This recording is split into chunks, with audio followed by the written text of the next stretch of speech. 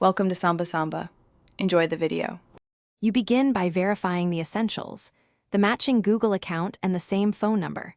Once those match, connect to a stable Wi-Fi and keep the device charged above 50% to avoid interruptions. Next, open WhatsApp and check chat backup to confirm a recent copy exists locally or in Google Drive.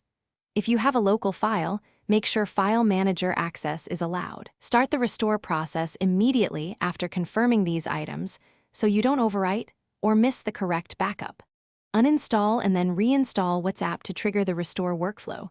This forces the app to search for available backups. When prompted, grant storage, contacts, and SMS permissions so WhatsApp can access backup files and verify your number. Sign into the same Google account used for backup, then allow Google Drive access. When the app shows available backups, select the correct Google Drive or local backup and tap Restore. This copies messages first, then media.